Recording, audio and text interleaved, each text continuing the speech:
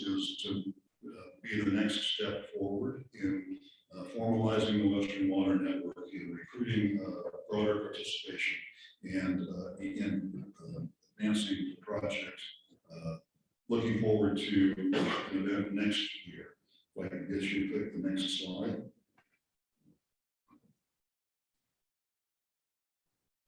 No, the secondary remote doesn't work. We're in trouble. Got it. Okay. So you can probably just advance all of the transition on that slide. This slide is titled Key Lessons Learned. I'd like to say at the onset that those lessons have already been translated for this water network into principles. And I'll try to articulate those now and in the final slides about where we're going next. But no news to any of you who have been paying attention to water in the last 5 to 10 years is that there's a lot of activity in the West around water already. There are water networks, water centers, individual faculty, collaborations, consortia, all working on various aspects of the water. But bounded, most of them by geography, by topic, and in other ways.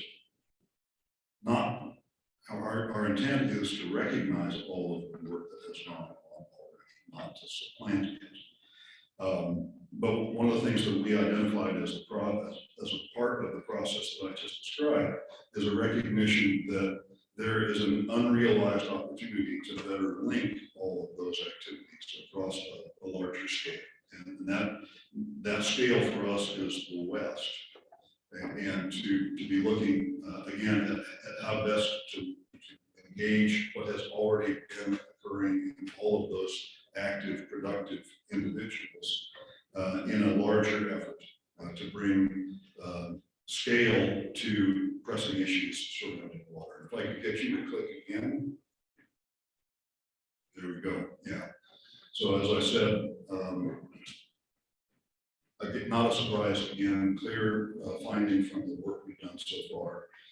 You can't, in the West, solve problems in a downstream state unless you address the issues at the upstream state. And that's not a new concept for anybody. But as we adapt to changing environmental conditions, climate change in particular, the need to be attentive to that larger scale and to provide a mechanism and format for addressing problems at that scale becomes more pressing.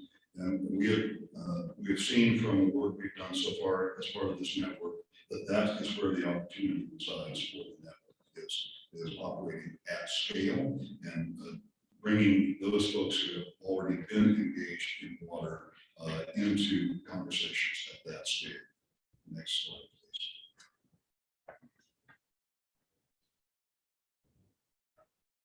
So, as I said, that's the fundamental organizational question for the leadership team is how can we make a positive difference? Is there an opportunity for a truly at-scale Western water network to bring all of these otherwise randomly coordinated activities? And I mean that in the best sense. But it is a phenomenon of, and I'll speak from the extension perspective, but it is a phenomenon of universities that we cheerfully conduct random acts of name your activity, right? Research, engagement, teaching, training, initiative X. We cheerfully engage in random acts. Each of those random acts is meaningful, productive, well-intended, and makes a difference. But the opportunity to coordinate and foster collaboration among those otherwise not well-connected activities, we think is the sweet spot and is the driving principle for this Western Water Network. Next slide, please. So, what do we hope to accomplish this week with the meeting that we are having as a parallel to the WASA and WIDA and WEPOL and RAND meetings? See, there I got them all. It is to talk with a larger group of engaged scholars and practitioners. And I have to add that that's another one of our principles, right? That there is an unrealized opportunity to engage practitioners at scale. How best do we set up the structure of the Western Water Network to realize those opportunities, to take advantage of what we think of as both need and opportunity to create an environment for better, more effective collaboration at scale. Second goal is to develop a framework for a major water conference to be held in spring of 2023. And we're hoping to draw broadly from across the region to engage as many, and I'll use the word stakeholders here, because it is not just faculty, researchers, trainers, and others, an extension, but it is also folks who are active in water in a non-academic context, because again, they own part of the issue and have to be engaged for some of the scale solutions that we're looking at. Third, coming out of that is to better memorialize what we're about, and that would be a vision paper that we can use to articulate purpose and for recruitment, and to encourage engagement and to build participation in the planned 2023 conference. Next slide, please. So what we would like to see come out of this meeting and ultimately out of the conference in 2023, again, building on the principles that come out of the lessons we identified, is at a regional scale. Can we build a better network, a better process, a platform, if you will, for addressing what I would call pressing opportunities, right? Positive and negative, that can benefit from a broader scale collaborative approach. Climate change is the easiest example of the sort of problem that we can all look at lower scales, right? You can address climate change at a farm scale, at a multi-county scale, at a state scale. But we think, as part of the Western Water Network leadership team, that if we really want to make a difference, move the needle, if you will, on climate change, we really need to be looking at scale, regional scale, to make as big a difference as we can. And the fundamental approach for doing that is integrated collaborative opportunity. How do we provide a mechanism, a platform, and impetus for folks who are already working in water to find new friends, to make new partners, to achieve new collaborations that provide opportunities that don't exist at lower scale to make a positive difference in dealing with water issues in the West. And I believe that takes me to my last slide. It does. Thank you for giving me the opportunity to give you a really quick overview of our progress to date and our hopes for the Western Water Network. If you have a chance to engage either individually with members of the leadership team or in our meeting as we go through the week, please do so. We look forward to seeing many of you in that context. I hope to see many more of you in 2023. Thank you.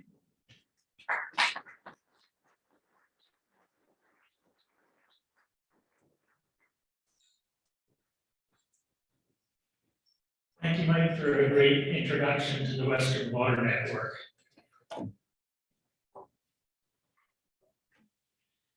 Now, my pleasure to introduce Tony Willitson. Tony was named the Executive Director of the Western States Water Council in July 2009. And the Water Council has served the Western states for over 50 years. So obviously this isn't a new issue, it's been around for a long time. Formerly, Tony served as the Deputy Director of the Council, which he joined back in 1979. So he's been doing this for a long time. He holds a BA in Political Science from Brigham Young University and an MS in Public Administration from the University of Utah.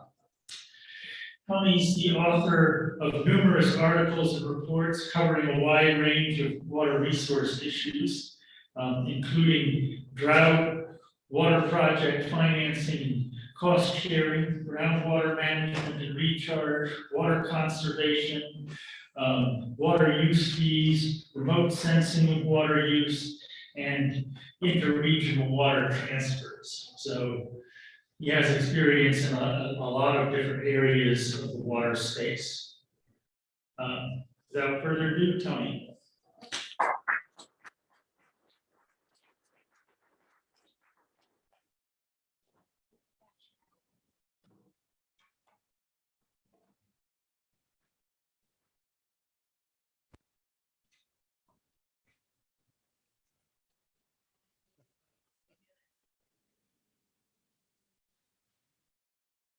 Well, while we get set up, I appreciate the invitation to be here and to talk to you. And I guess, you know, I heard a speaker once say that his objective was to be so bad that you would never get invited again. Apparently, I had this opportunity 10 years ago and I got invited again. So they forgot how bad I was.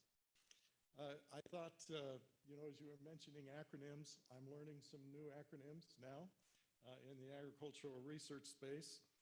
And if I don't get to all of these acronyms in my talk, I'm just going to mention a few.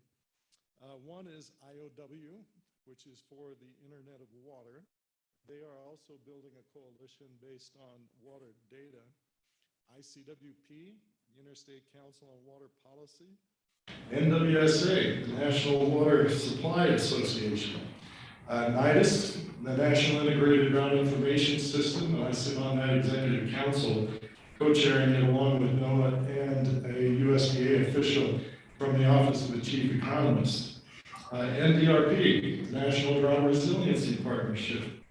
One that you may not have heard about, the WRP. It's a Western Regional Partnership that is actually supported by the Department of Defense and brings together stakeholders, and their basic mission is to protect the bases and our military readiness capacity throughout the West. And they are currently doing a deep dive on water. Quasi, that's one of my favorites, which is part of the Internet of Water. Some of you may know Quasi, which is I had to write it out because I can never remember. The Consortium of Universities for the Advancement of Hydrologic Sciences. I would just mention a couple of others that I will not talk about, but I'm sure many of you are familiar with some of the regulatory issues surrounding agriculture, and whether it be ESA or the Clean Water Act, CWA, or the infamous WOTUS, Waters of the United States. In fact, that kind of grates on us as states, because we don't view it as waters of the United States. These are waters of the states. A little bit about the Western States Water Council.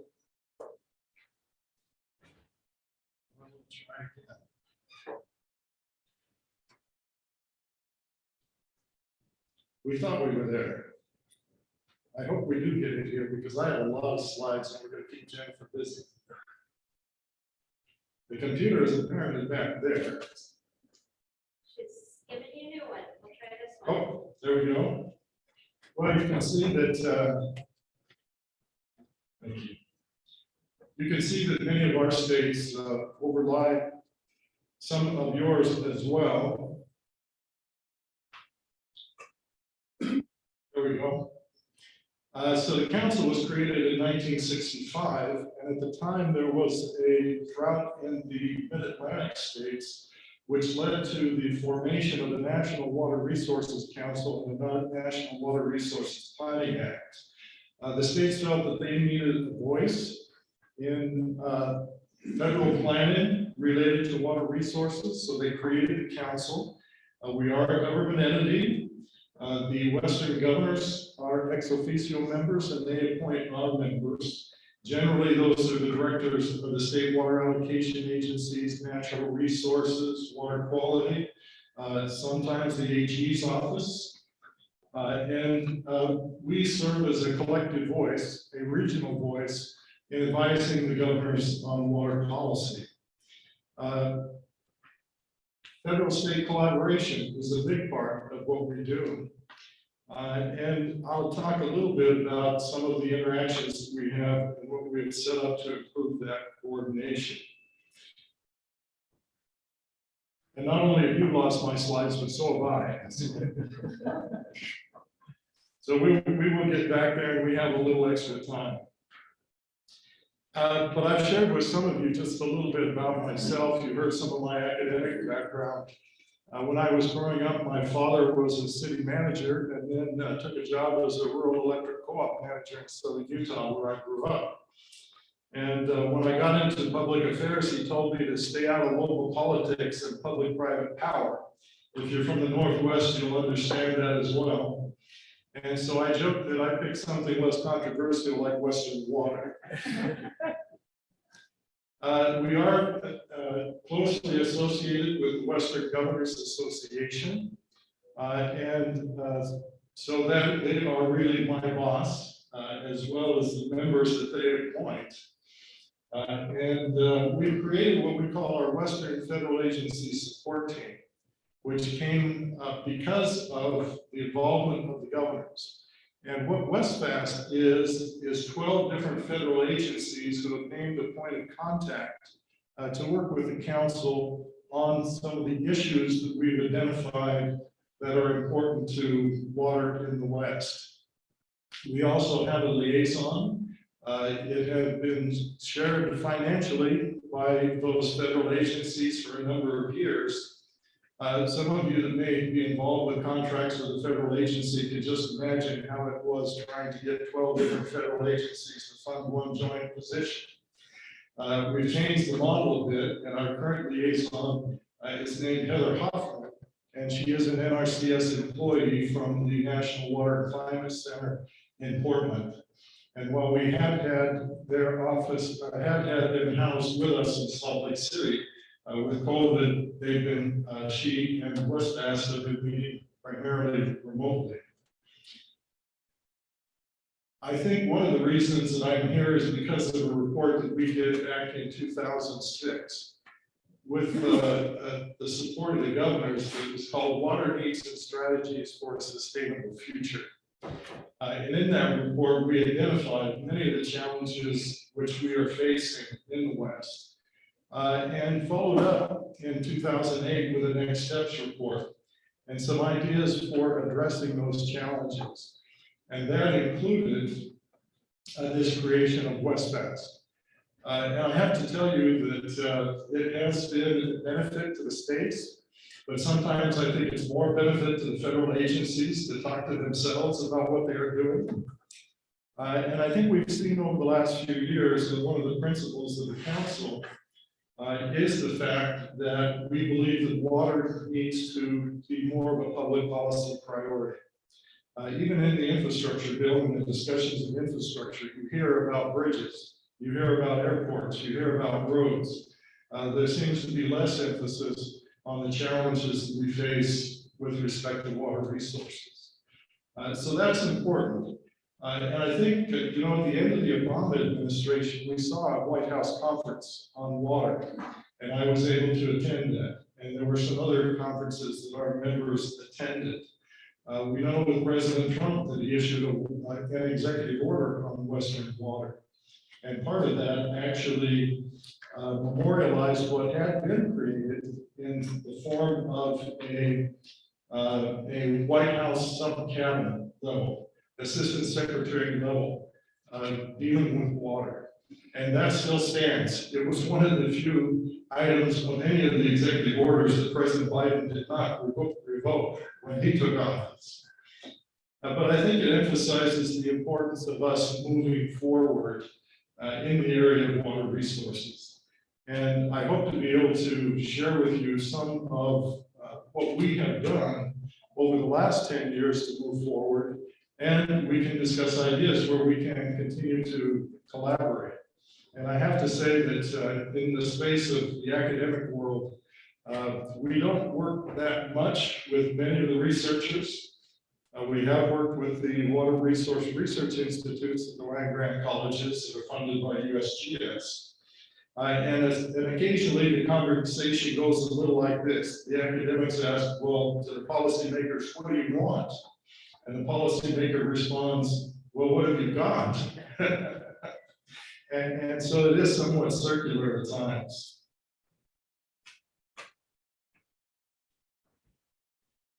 And to go on a little bit, and I'll have to catch up with my slides once we get that opportunity. But there are a number of things which the council has been involved with. And one of the most significant is related to this Internet of Water. The Internet of Water began with a meeting in Colorado of the Aspen Institute and the recognition that there was a lot of data out there when it comes to water, but no place to really easily be able to access that information. And they recommended the development of this Internet of Water. Well, we are one of the major hubs of that Internet of Water, and I sit on that board. And they are developing a coalition, and a coalition in which I think is something where the Western Water Network may want to be involved moving forward as it relates to water resources. This is our mission statement. I think you'll see the governors gave us just a small charge to ensure that the West has an adequate supply of water of suitable quality to meet its present and future needs. So that is what we do. The Internet of Water is building on something that we developed called the Water Data Exchange. And as most of the information with respect to water rights and water allocation comes from the states, we then feel like that's where you should be looking for that kind of data. We have worked closely with the U.S. Geological Survey. Some of you know that in 2009, they were tasked with a national water assessment and being able to look at, going from what they have done in the past from a 5-year assessment of water needs and uses, to be able to do this on an annual basis. And working with USGS, we are beginning to import information directly from our member states through our Water Data Exchange and providing this platform. And I was struck too, as I looked at your organizational rules and your mission statement, how they parallel much of what we are doing in the West. The WADE then was an idea about 10 years ago, which we've continued to develop. And we now have over 1 million water rights in our member states. And that includes the 17 reclamation states and the state of Alaska. For water rights, you could actually search. Anyone here have a water right? You could find yourself on the data exchange. You could find your water right. You could find what it was for. We're developing, and this is all public information. So it's just something that we are making more easily accessible, and which we hope will allow for further development in this space. Well, I will keep talking and we'll catch up with the slides at some point. It's still not. Try again. I'm still not getting anything.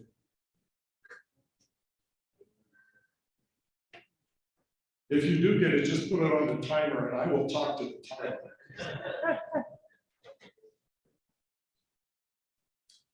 So in addition to water rights, we are also developing a database on aggregate water use.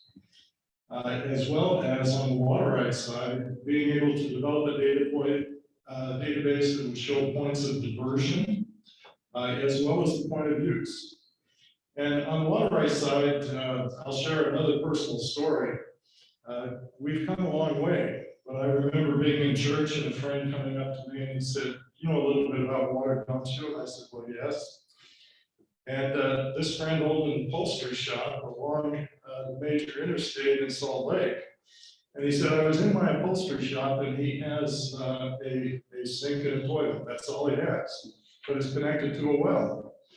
And he says, this fellow knocks on my door And he said, I'm gonna sue you.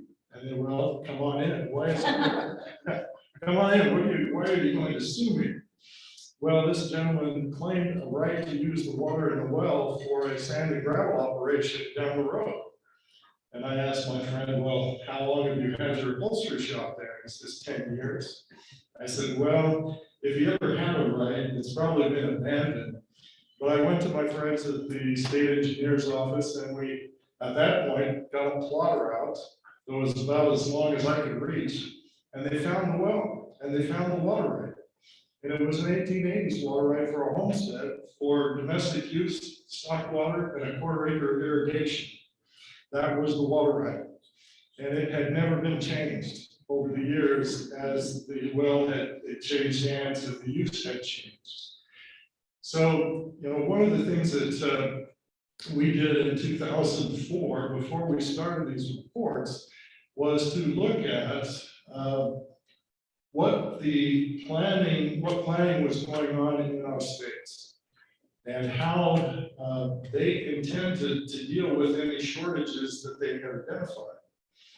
And it was interesting, we gave them the USGS numbers from their 5-year survey. And we said, so what do you think about these numbers? And the responses range from, well, that's exactly what we gave them, to we have no idea where they got these numbers. And when we asked them, well, what do you think your uses are going to be by these sectors? And this was 2004, so I think we asked in 2030. And the biggest response, or I think maybe the best response was, these are unsubstantiated estimates, or this is our best guess of where we are going to be in 30 years or more. So we began with that and recognizing that at the time we're working with Sandia National Labs, and they were looking at water for energy use, and they were trying to determine where some of the bottlenecks might be. And we helped them develop what was sort of a snapshot of water availability in the West. And there were a lot of caveats. For example, in California, you cannot use fresh water or agricultural water for new thermoelectric development. They were looking at saline sources of water. They were looking at using wastewater for energy development. And different types of opportunities, but it was just a snapshot. And we recognized that, you know, we needed a more robust way to be able to communicate our information needs. Can you advance now? There we go. So one of the reports that I think that got me here that I held up, as I mentioned, about sustainable water use, mentioned some of the pressing issues, and obviously growth is one of those.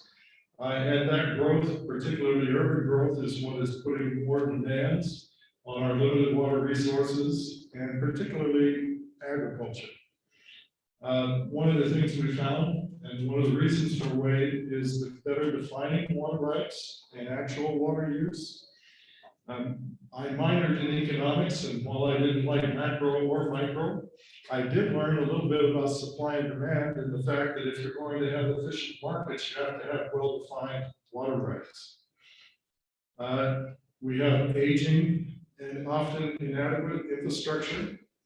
I actually testified in Congress on that issue once, and had the opportunity of brushing by the president of the Senate at that time, Harry Reid. And one thing I noticed is they did not turn on the little lights for Harry Reid when he spoke. The rest of us had about 5 minutes. I guess there are advantages to being the president of the Senate. But we're also facing unpredictable climate and other extreme events. And we have limited ability to predict future precipitation.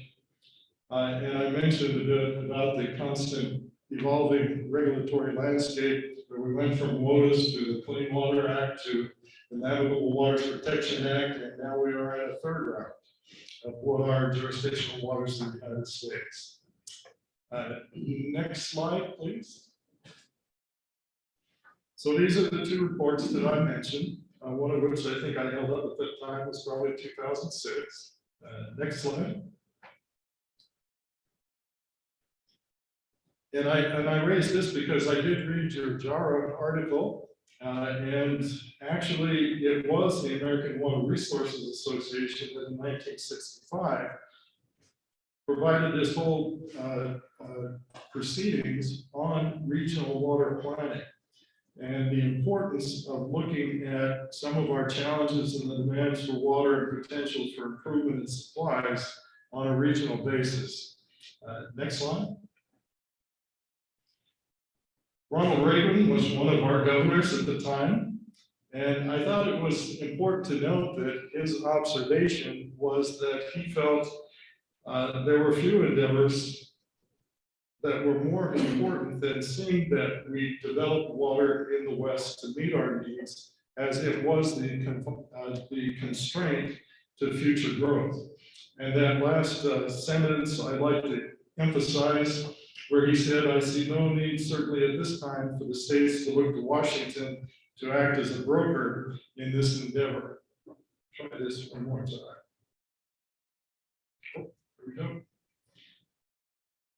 I think you'd already seen the 2006 report, but one of the findings there was that states needed to encourage sustainable growth policies and also develop different scenarios to look at the consequences of growth, both the near and the long term. And I think from your organizations, this is an area where we could use some particular input as we look at the future of agriculture and agricultural water use. And as more water moves out of agriculture, what is that going to mean? It may mean different things in different areas. I'm from the southern part of the state. I mentioned my father was a rural electric co-op manager. He was on the board that built the Intermountain Power Project in southern Utah, 3,000 megawatt coal-fired power plant. That water came from the local irrigation district, about 30,000 acre feet. But while they actually sold about 20% of their water, much of that went into improving the land through laser leveling and other measures, that the actual loss in production was only about 8%. I mentioned to someone here from Washington State University that we had a speaker at one of our council meetings talk about deficit irrigation, and that using some models and the variation in critical crop needs at a certain point in the growing period, water needs, that with a 30% reduction in supply, they had been able to achieve only about a 3 to 5% decrease in net farm income. And net farm income is not production. But there are ways, I think, that we will be able to address some of the challenges in the future that agriculture is facing. So these are some of the principles that we have that states play a pivotal role. That much of the success in the future of water is going to depend on state initiative. And that we are looking to our federal partners to support the states and state water plans and their priorities. And I have to emphasize this, states are not stakeholders. In fact, I had a conversation once, I had listened to an EPA presentation on the role of the tribes and how they were dealing with tribes as sovereigns. And afterwards I said, well, you know, states are sovereign too. And the comment was, I had to get a little civics lesson there. The comment was, well, that may have been true of the 13 original colonies. I said, no, there's something in the Constitution called the Equal Footings Doctrine. That even though Utah or Alaska or Hawaii came into the Union much later, they came in on the same footing as those 13 original states. And as you know, Congress has consistently deferred to the states when it comes to water allocation. So our vision statement as well talks about regionally addressing some of these issues and recognizing that it is going to require collaboration and cooperation that cuts across all of these different boundaries. This is actually the implementation document, and it shows those states or those federal agencies that I mentioned that are working with us as part of what we call WestFast, or our federal agency support team.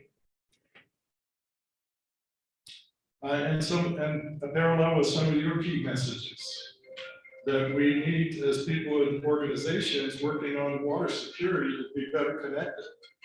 And that with the coming challenges related to drought and demands for water, that there is this important aspect of dealing with these issues on a larger scale and sustaining Western agriculture.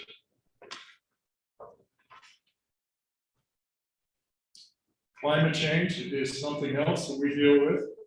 As you can imagine, looking at our states as well as yours, that not only is there geographic diversity, but there is also a lot of political diversity in the West. For a long time, we could not get Texas and Oklahoma and maybe some other states to use the words climate and change together. We all recognize that climate impacts water, but climate change we've gotten beyond that. But I remember hearing or getting a response from the Washington Department of Ecology once to a position where we said that we believed in hydrologic non-stationarity. And he said, "You're a bunch of climate deniers." And I said, "No, it's just the lowest common denominator that we can all of our 18 states to agree to." But there is going to be room for innovation and for water smart communities and looking at what people are doing to meet the challenges that we face. We all know that water in the West is increasingly scarce. This is the bathtub ring at Hoover Dam, and this is dated. So it has gone down since then. Lake Powell is down another 45 feet this year. In fact, they are within 35 feet of the power outlets. And they're trying to maintain that as best they can, and they're not sure what it means for the operation of the infrastructure.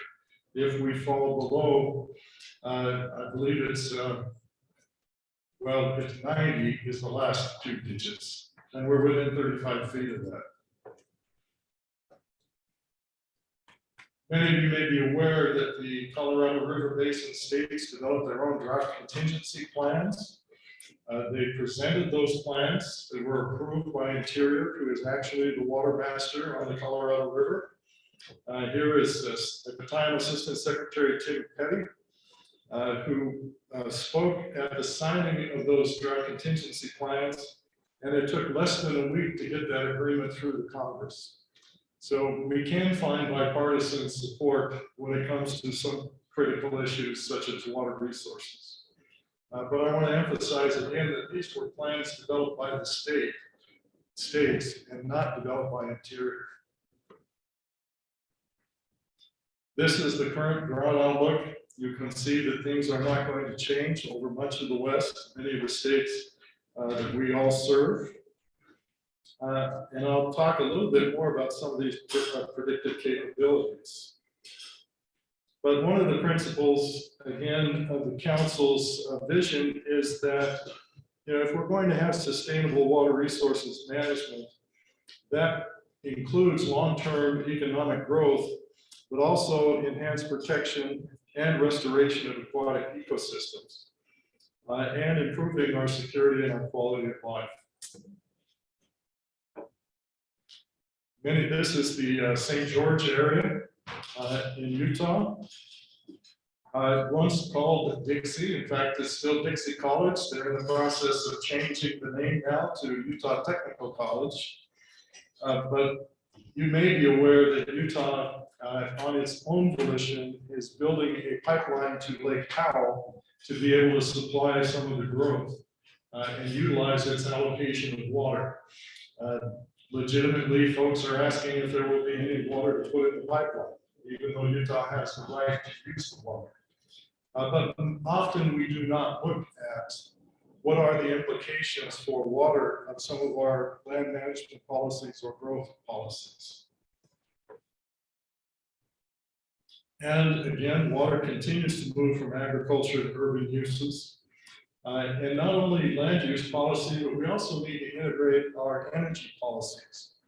often when you talk about water conservation and cost savings, more of the cost savings is from energy than the actual cost of the water, whether it's to pump the water or treat the water or to convey the water to where it's going to be used. Again, the Western Water Network supports the need for innovation in conducting assessments, exploring the feasibility of different practices and policies, and characterize in collaboration with USDA Climate Hub's patterns of water availability. I have to make another mention here of the federal agencies. I was actually at a meeting of Western governors when, as a sidebar, we met with the Department of Interior that was standing up their own climate hubs. And I was with some NOAA representatives who had their climate hubs. And USDA had their own climate hubs. And when they stood up the interior climate hubs, there was really no discussion with the other agencies. Subsequently, there was, and many of them are now co-located. But again, the need to work together to address and leverage our resources to address these needs. And again, the need to build teams of stakeholders and professionals to really move the ball forward. I've already mentioned that we feel water needs to be more of a public policy priority, and that we do need to continue to cultivate a Western conservation ethic. You know, water is a valuable resource in many different ways, not only in production, but we have to look at the conveyance and treatment costs, the historic value of water rights, alternative supplies, hydropower, navigation, ecological services, and aesthetics. As has always been attributed to Ben Franklin, we know the worth of water when the well runs dry.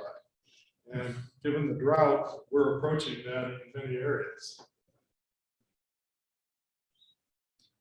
So again, one of our principles of our vision is that all levels of government need to prioritize the collection, analysis, and open sharing of reliable water data, and that this is important to research for sound science and for data-driven decision-making. I talked about where we have come from somewhat on the water rights side, but we are making progress. One of the other areas that we've been involved with politically is ensuring that the Landsat satellites, since Landsat 8, have had a thermal infrared imager. And you'll see at the bottom of that slide some of the crop circles that actually, using this thermal capacity and this sensor, they can calculate the consumptive water use, the evaporative losses off of those crop circles for any agricultural or golf courses, any outdoor water use. The University of Idaho has been a pioneer in this area, and Rick Allen. I don't have a slide here, but one of the significant achievements, I think, of the council, again, recognizing the importance of being able to measure our consumptive water use, was a letter to appropriators that we were able to facilitate that was signed by 12 senators, saying that this was important, although NASA had not included the request, that this needed to be funded and this needed to go up with the next Landsat satellite. And the reason that is significant was 6 of those 12 signatures were Democrats and 6 were Republicans. I don't know that I've ever seen a letter like that since, and I don't know if I'm going to see one anytime in the future. And I would mention here too that as part of our data exchange, we are also working with the Desert Research Institute here in this area and others on OpenET. And eventually we hope to be able to use these evapotranspiration maps to also integrate those with property lines and with water rights, so that we will have a much clearer view of what the rights are and what the actual uses are. Some of you may recall years ago in the Northwest, there was a discussion of, how did they put it, water spreading, that water use may be creeping beyond the boundaries of your approved field for those uses. You know, we have seen a lot of advances through remote sensing that is going to help us in the area of agriculture. And that bottom slide in the center is the Imperial Valley. And just another aside there, there's been a lot of work in conservation efforts in California in the Imperial Valley that has provided water to the Metropolitan Water District of Southern California and to the San Diego area. And that was primarily through those cities, those municipal users, providing the capital to improve the irrigation systems and delivery systems in return for the water savings over, I believe in the first instance, it was a 75-year period. So I think that we are going to see more and more of those kinds of opportunities. But it was interesting because, as you all know, farmers are not always anxious to change the way that they do things, particularly when it comes to their water rights and protecting their water rights. And it was actually the Department of Interior that threatened to use state law to universally determine that the water in the Imperial Irrigation, water use in the Imperial Irrigation District was wasteful. And obviously the state didn't want the Department of Interior determining or interpreting their own laws. So there was some pressure put by the California Department of Water Resources onto the districts to actually agree to some of these modifications while keeping their water use whole, saving water that could be then used by the municipalities. I was at a meeting in Salt Lake City earlier this week, or last week, that looked at the Colorado River Basin and included many of the tribes as well as representatives from Mexico.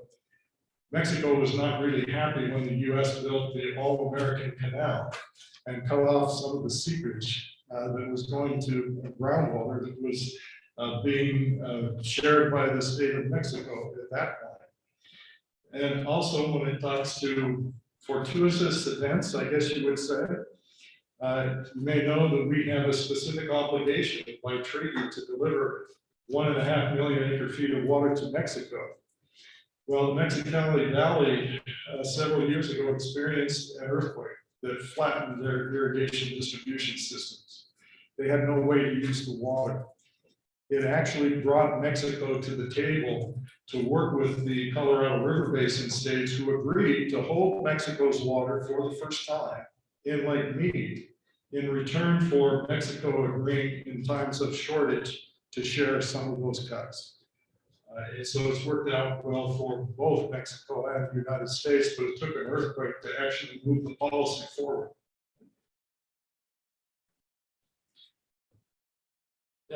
Joaquin Esquivel is the chair of the California State Water Resources Control Board. You know, he was saying that reliable water data is almost as important to farmers as is the water itself. And he specifically was speaking to OpenET and the opportunities that it may present to improve our water use efficiency. I had to throw this in with Landsat, and this relates to not only US agriculture, but our space in the world. I doubt many of you will recognize that, but those are center pivots in Saudi Arabia. And over about a 10 to 20 year period, this is what it, and this was, I believe, from the 1990s or so, that's not recent. This was the development of groundwater in Saudi Arabia. I think they have since changed their policies. I understand they're buying up more and more farmland in the United States. I also understand that one of the challenges with the war is much of Saudi Arabia's grain comes from Ukraine and from Russia. I think they've changed this policy. I think they've determined that their groundwater resources are more valuable than perhaps using them to grow their own foodstuffs, and are doing more to import or be able to acquire assets across the world to support their people.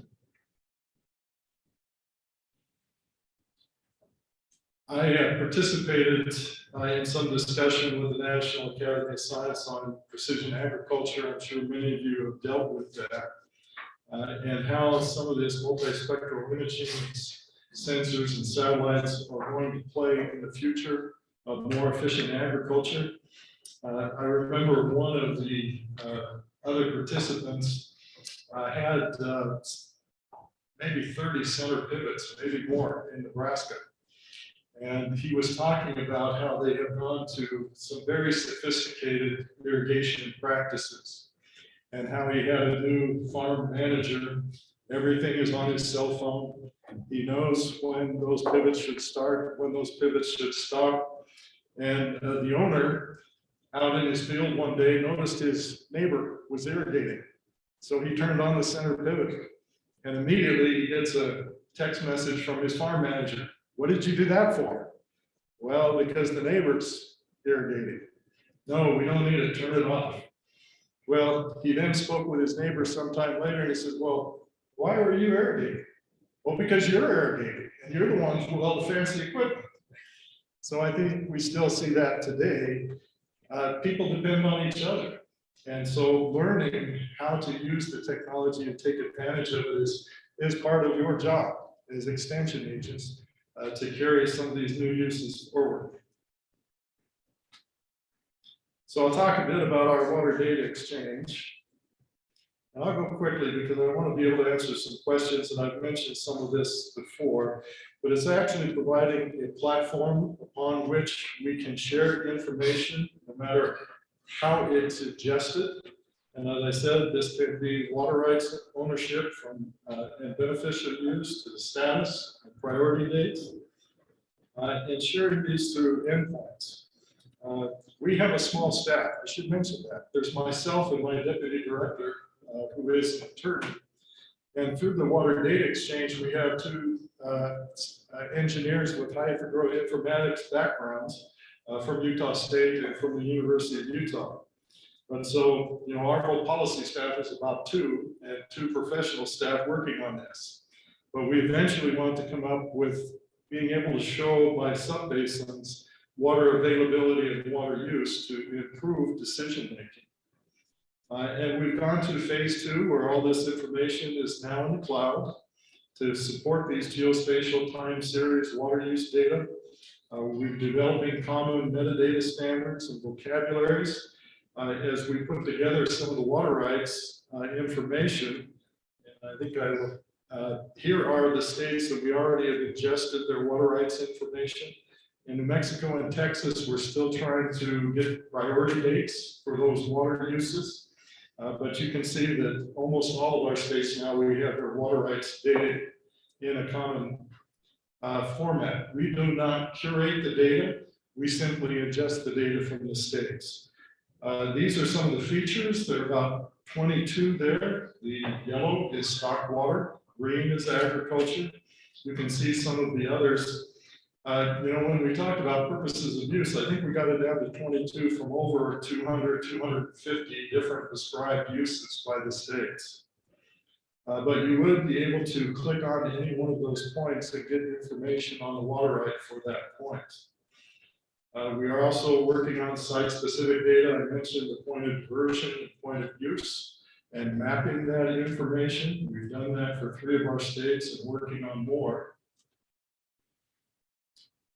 This shows how that's shown, whether it be by river basin or by counties and their aggregate water use. And again, these are the states where we have, the other was the site-specific use. This is the aggregate water use. The blue states being those we're focused on. And I've used the Upper Colorado River Basin as an example.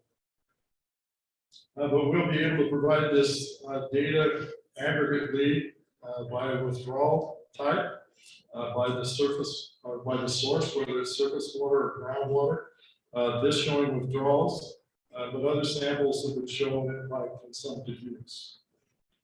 You can see we have a long way to go, but we've made some great strides over the last 10 years. And I just did want to make one point, because we hear this a lot, and I saw it in the JARA paper about the responses that we need to change the appropriation doctrine. And I'm here to tell you that is not going to happen. Not only has it provided the basis for water use over 150 years, but as an economist, as I mentioned, we need that certainty. That was the intent of first in time, first in right, to provide the certainty for investment. And while there are challenges, I think we are seeing flexibility in the doctrine to allow for leasing and other opportunities where you will not lose your water right just because you aren't using it for a certain period of time. California in specifically and other states have made modifications to their statutes. The other important part, I think, is that this is what's protecting agriculture right now, is the priority of most of those agricultural uses. And I think that's important because, in my view, the future of water development in the West is going to be through water transfers. There are other opportunities, but this is a report that was done back in 2011 by the governors, looking at water transfers and recognizing that we needed to have that flexibility, but also how are we going to protect agricultural and rural communities that depend on those uses. There are a lot that's been going on. There are a lot of challenges. What are third-party impacts? What affects the environment? There are complex institutions. What is the impact on food production? And actually, the first in time, first in right was intended to avoid speculation, that you couldn't claim use to water that you actually weren't putting to beneficial use.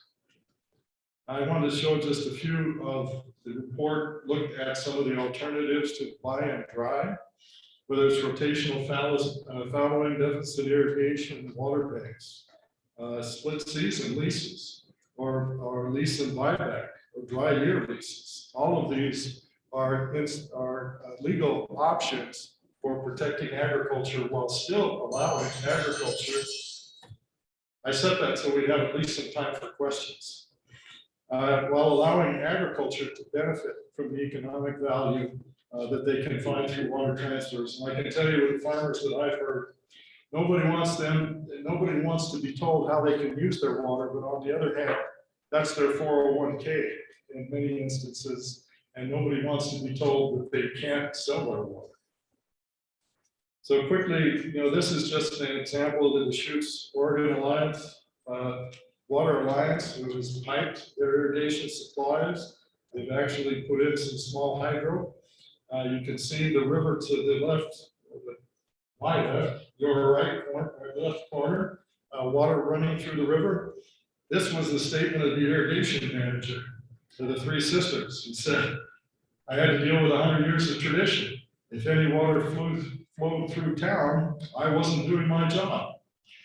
They have made some accommodations to be able to save water and to keep a certain amount of water in the stream, not only for fish, but for the aesthetics as it goes through town. I just mentioned that we've done a lot of work in trying to improve sub-seasonal and seasonal precipitation management.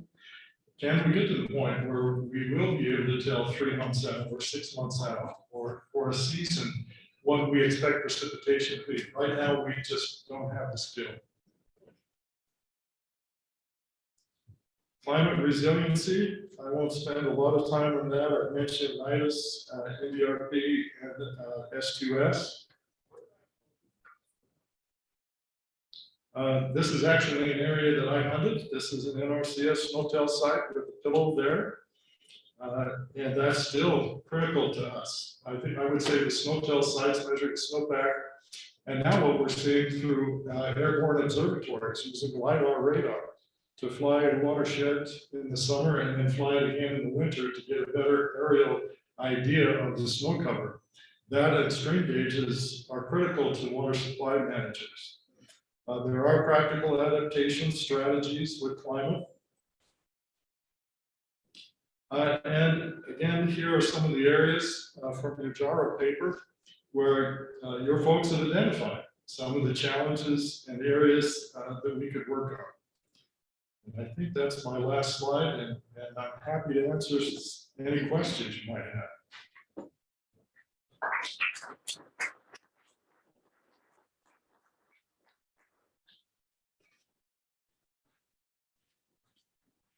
Someone surely must have a question, other than what do you want? I'm curious, I heard briefly that California was looking at making some changes. I don't know if it'd be water law or in policies to where they can try to address people that have been disadvantaged or are essentially not able to access water for their use. So you had mentioned that things aren't going to change, but I guess the question is that do you see any of these states making modifications in order to serve the underserved or to reach out to certain populations then? Primarily what we've seen and what we've been involved is with the settlement of tribal claims. And the questions for our. oh, please, sure. The question was changes that are happening or may happen to recognize disadvantaged communities. And obviously, in the tribal water rights, that's an area that we've been involved with. There's also an initiative right now to take sort of a whole of government approach to ensuring that tribal entities can have clean, safe drinking water. That was a huge issue on the Navajo reservation in Utah during COVID. There are limitations. I've been on the Navajo reservation. You know, it's not a municipal water system. There may be opportunities to develop groundwater and more opportunities to limit the distance to haul water. But that is important, and I think, you know, the United Nations has talked about water as a fundamental human right. I think we all agree with that. But if we decide to live in the middle of Alaska or the middle of, you know, the reservation where there is no water service, that's also a right. There will be changes to meet those needs. I think in the utility side, you know, we see lifeline water rates, like we're seeing lifeline telephone rates and other things. But it still comes down to, you know, we do not have the resource perhaps that we have in the past. And how are we going to rebalance that? And I think that's going to be through markets, whether it's environmental groups stepping in to pay for in-stream flows, or whether it's the government stepping in to acquire rights to serve some of those disadvantaged communities. And I think one of the things that we'll see, or we have seen with the Infrastructure Act, is an increase to complete rural reclamation, rural water supply projects. Many of which not only supply rural communities, but Indian communities as well. In the back, sorry, thank you so much, and thanks for mentioning our indigenous populations as well. Can you maybe expand a little bit on the council's collaborations, partnerships, and works with our sovereign tribal nations within the West? Thanks. Well, I think we all recognize, well, I give an example, the Wind Indian Reservation in Wyoming claimed water rights. It went through the state process for over 20 years, $20 million paying attorneys. The tribe won a water right. They still have only been able to develop 60% of that water right, and 40% of the water still goes downstream to those litigants who opposed the tribe's use in the first place. So there's no real incentive for those non-tribal members who lost the case to actually work to see development on the reservation.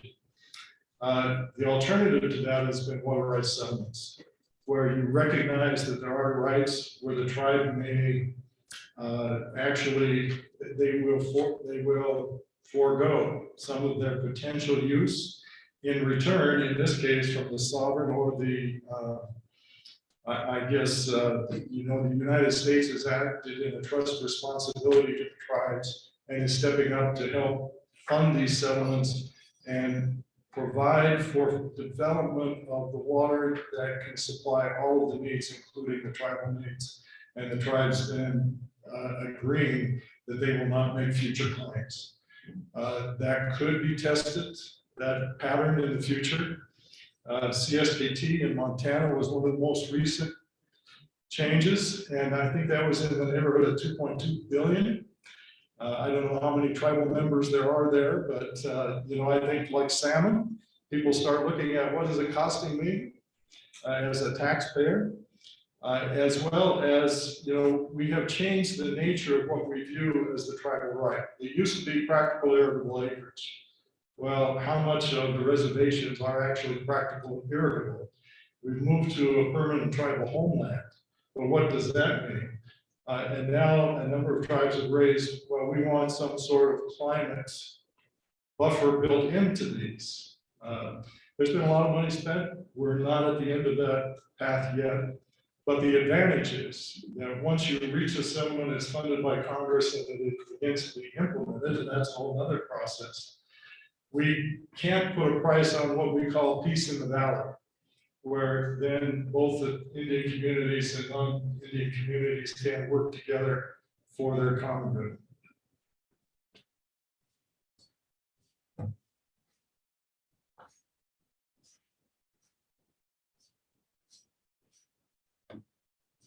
Yes, so I have a question.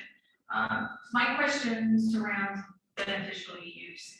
Do we have any recent studies that prove that it actually works? Or if it is a deterrent to some of our water banking and water transfer policies? Specifically, looking at tribal water rights, there is that water that is unused, and we're starting to see states and others go back after tribes because they're not using the water under beneficial use. So there's two different questions there. One, do we have the current research to really investigate beneficial use and see if it works in the West?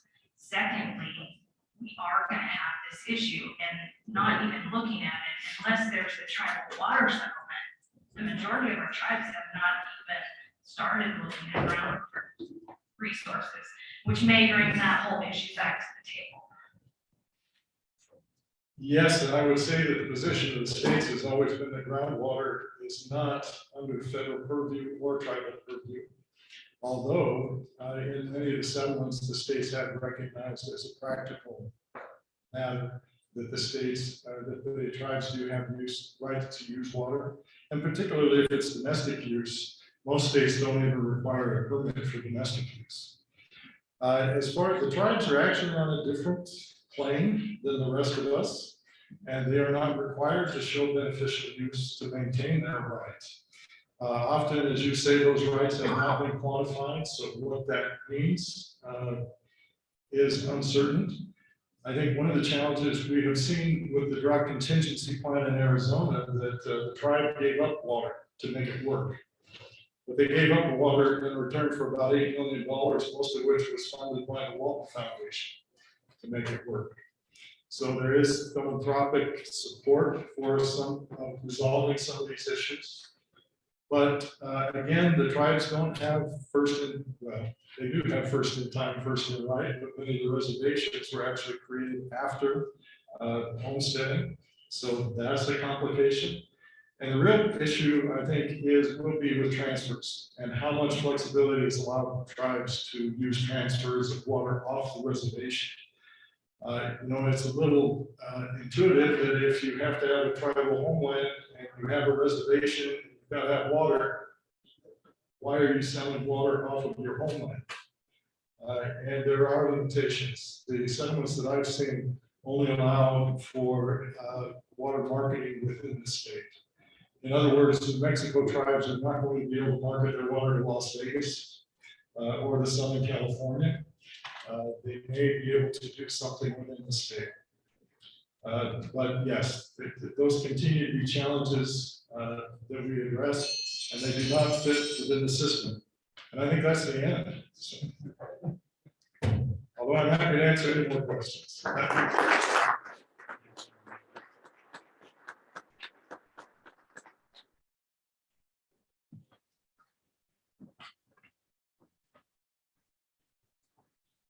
I'd like to thank Tony for a really informative presentation and discussion.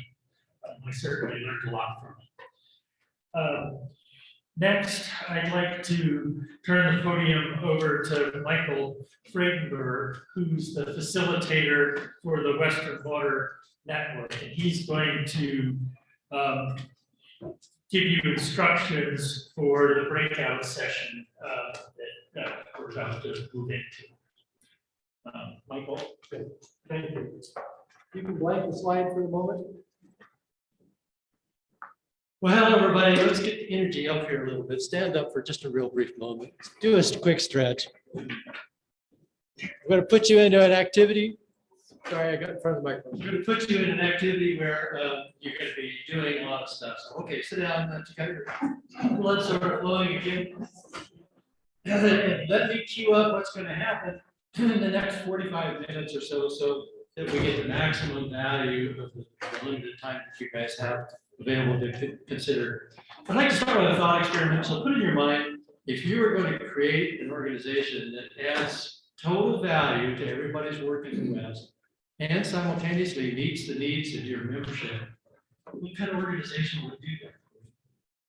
Well, that's the question we're chasing with the Western Water Network and all the facilitated activities for the next several days. And you're going to begin with using your special place as leaders of those folks who worry about water in the West. So we're going to be doing a lot of detailed work in our own breakout. We're tapping you guys as the leaders who know your network to tell us what's going on with them in 2 dimensions that are very important to us. So let's go ahead and have a slide. I'm going to show you what you're going to do. You're going to try to answer this question, these questions. Trying to stay in front of the microphone. And way we're going to do this is it's going to be classic brainstorming. You're going to break from here.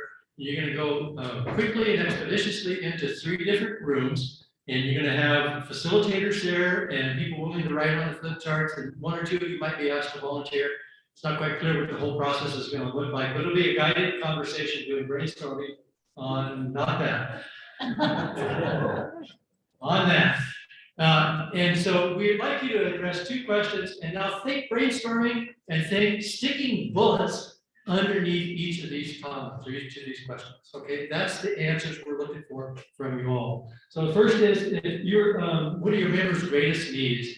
So we think we have some sort of a fix on that, but the work that's been done, and people I'm working with know your networks, but you guys again are specially placed. So we want your take on what they think their greatest needs are with respect to broadening the network and working at scale, all the things that Mike Gaffney talked about. And then the second question is, what can the Western Water Network do that doesn't repeat work being done, but adds total value? So this is where I'd like you to put your executive hats on and say, wow, we've got this tremendous resources, all the people, all the networks are already there. How do we do something new and different that knits those folks together and adds total value? So you're in the business of defining what total value means in that regard. And so when we break, I'll say go. And Brett, you tell me if you need any last words before I say go. You can break in. When I say go, you're going to go quickly to your breakout rooms. Here's the way it gets set up. Those from WASED, y'all are going to go to the boardroom, and Brett's going to be your facilitator. Wida, you folks are going to go to Emerald A, and Doreen is going to be your facilitator. And all the Western Water Network folks are going to go back to ballroom 3, and I will be your facilitator in that regard. So think 2 lists. Think they got to be nested as bullets underneath these questions. We'll entertain any other kind of discussion, but we'd like to encourage us to have those kinds of sideboards in your discussion. And you will be a success in the breakout if you give us your thoughtful, considered opinions on what are the answers to these 2 questions. So for us, the deliverable out of the conversation that's going to occur immediately after we break up here is flip charts with those thoughts captured, so we can create a meeting record that puts your thoughts in some sort of report that we'll write out. So the deliverable is 2 lists on flip charts that we can convert to a document after the fact. And so here, as a facilitator, it does a lot of this kind of work. Let me encourage you to think about what is a standard that you'd like to use for your discussion. It's really common occurrence that I run into that people will, and to your credit, and a lot of the scientists that I work with, to their credit, they're trying to discuss a topic into some sort of perfection as they're viewing it. I would encourage you to develop or to adopt a new standard, which is good enough for now and safe enough for us to try as a next step. So we're not looking for perfection at this meeting. We're looking for opinions that are good enough ideas to give them a try. And then we'll sort through how to make that happen or whether they need to be tweaked and all that kind of stuff later on. So we thought that's standard. So Brett, I've lost track. Do we need anything else? Can we go directly to okay. All right, so, Wasit, boardroom, WIDA, Emerald A, Western Water Network, Aquifer, Farm 3. It's time to go quickly to work and please create for me these two lists. Thanks.